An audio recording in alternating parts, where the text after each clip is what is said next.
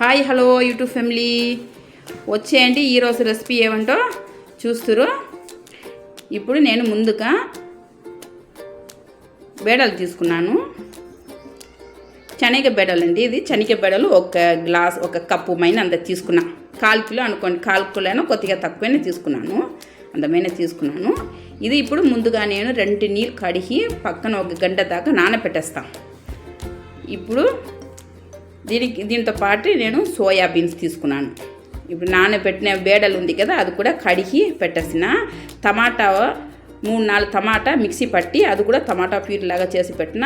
ఎర్రగడ్డ కూడా మిక్సీ పట్టి పెట్టేసిన. అల్లం వెల్లుల్లి పేస్ట్, కావాల్సిన మసాలా, గరం మసాలా, చికెన్ మసాలా, ఉప్పు, పసుపు, కారము, ధనియా పొడి అన్నీ కలిపి అన్నీ పక్కనే ఎత్తి పెట్టేసిన. కావాల్సిన అన్ని మసాలా అన్నీ రెడీగా పెట్టేసిన. చూడండి, దీనికి కావాల్సిన ఇంగ్రీడియంట్స్ ఇంతే. ఇవన్నీ నేను తీసి పక్కన పెట్టేసిన. ఇప్పుడు పొయ్యి వెలిగించి ఒక కడాయి పెట్టుకోవాలి.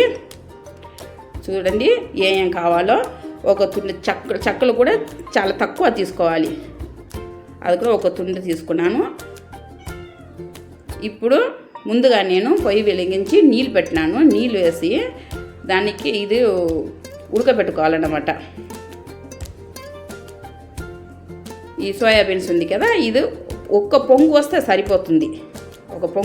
సరిపోతుంది. ఇప్పుడు వడగట్టి అది పిండేయాలి. మొత్తం నీళ్ళన్నీ పోయిన దాకా పిండేసేయాలి. పిండి పక్కన ఎత్తి పెట్టుకోవాలి. ఇది చూడండి, ఇట్లా చల్లారిన తర్వాత చాలా వేడిగా ఉడుకుంటుంది కాబట్టి కొద్దిగా చల్లారించిన తర్వాత మనం చేతిలో నీళ్ళు లేకుండా పిండి తీసుకోవాలి. దీనిలో నేను బేడలు కూడా మిక్సీ పట్టేసిన. నానబెట్టి ఎత్తి పెట్టినాం కదా బేడలు, ఆ బేడలు కూడా బాగా మెత్తగా మిక్సీ పట్టేసిన. చూడండి, ఆ తర్వాత ఇది సోయాబీన్స్ ఉంది కదా, అది కూడా మిక్సీ పట్టుకోవాలి. ఇది కూడా మిక్సీ పట్టేసిన. చూడండి, ఇట్లా మెత్తగా బాగా నూరేయాలి. మెత్తగా మిక్సీ పడితేనే బాగుంటుంది అన్నమాట.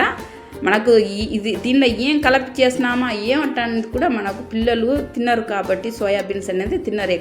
అందుకనే ఇష్టపడని వాళ్ళకు ఇట్లా చేసి చూడండి, చాలా సూపర్గా కుదురుతుంది.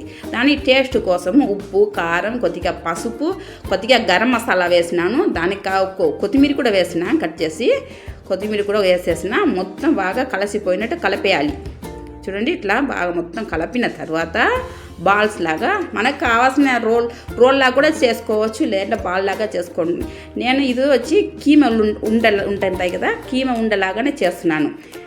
ఒక మాట చెప్పాలంటే ఇది వెజిటబుల్ కీమ అనుకోండి, సేమ్ అట్లే వెజిటబుల్ కీమ లాగానే దీనికి పేరు కూడా వెజిటబుల్ కీమ అని నేను కూడా చెప్తాను. ఇట్లా ఉండలాగా చేసుకోవాలన్నమాట. చూడండి, అట్లా మొత్తం బాల్ లాగా రౌండ్ బాల్స్ లాగా చేసుకోవాలి. అయిపోయిందండి. ఇట్లే మొత్తం చేసేసినాం కదా, చూడండి సూపర్గా వచ్చింది. ఇప్పుడు పొయ్యి వెలిగించి మళ్ళీ ఇంకొక కడాయి పెట్టి దానికి నీళ్ళు కాదు, ఆయిల్ ఎక్కువ తీసుకోవాలి. డీప్ ఫ్రై చేసుకున్నానికి ఎక్కువ తీసుకోవాలి. దీనికి కావాల్సిన నూనె కూడా వేసేసిన. ఇప్పుడు ఒక్కొక్క బాల్స్లా వేసి బాల్స్ అని వేసి డీప్ ఫ్రై చేసుకోవాలి. అది చూడండి, ఇట్లే కొద్దిగా గ్యాప్ వదిలి వేసుకోవాలి, లేదంటే ఒక్కొక్కటి అట్లా కరుసుకుపోతుంది. మొత్తం ఇట్లే వేసి ఫ్రై చేసుకోవాలి. గోల్డెన్ కలర్ వచ్చిన దాకా ఫ్రై చేసుకోవాలి. చూడండి, ఎంత బాగా మంచి కలర్ వచ్చింది కదా, గోల్డెన్ కలర్ లాగా వచ్చింది కదా. ఇప్పుడు ఇది తీసి పక్కన పెట్టేస్తా. అయిపోయింది. చాలు, ఎక్కువసేపు ఫ్రై చేయాల్సిన అవసరం లేదు. ఇట్లా ఈ కలర్ వస్తే సరిపోతుంది.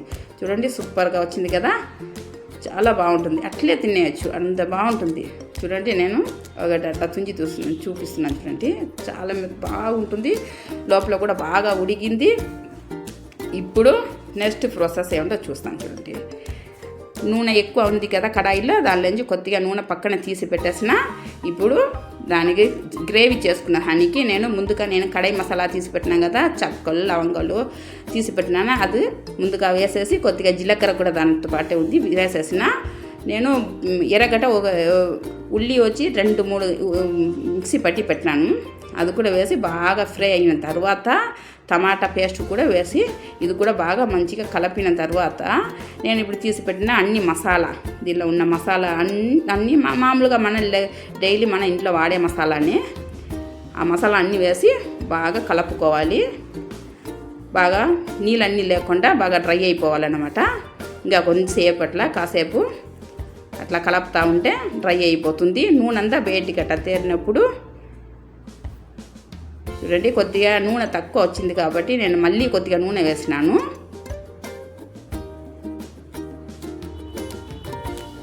తక్కువ పడింది కదా నూనె, కొద్దిగా ఆయిల్ కొద్దిగా తక్కువ ఉంది, మసాలా మాడిపోతా ఉంది. అందుకనేసి నేను మళ్ళీ కొద్దిగా ఒక చెంచాడంతమైన మళ్ళీ ఆయిల్ వేసిన. అయిపోయింది. వేయించిన తర్వాత ఇప్పుడు కావాల్సిన గ్రేవీకి మనకు ఎంత నీళ్ళు కావాలో అంత వేసుకోవాలి.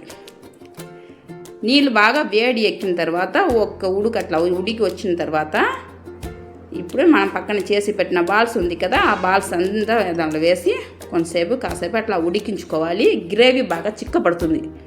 అట్లా చూడండి ఎంత బాగా చిక్కపడిందో చూడండి. అసలు సూపర్గా ఉంది, ఎంత బాగా మంచిగా వచ్చింది చూడండి. వీడియో నచ్చితే లైక్ సబ్స్క్రైబ్ చేసేసేయండి, ఫాలో చేయండి. చూడండి సూపర్గా వచ్చింది కదా. ఇంతేనంటే ఈ గ్రేవీ కావాల్సింది చేసేసిన, సూపర్గా వచ్చింది. లైక్ చేయండి. మళ్ళీ మంచి వీడియోతో మీ ముందు ఉంటాను.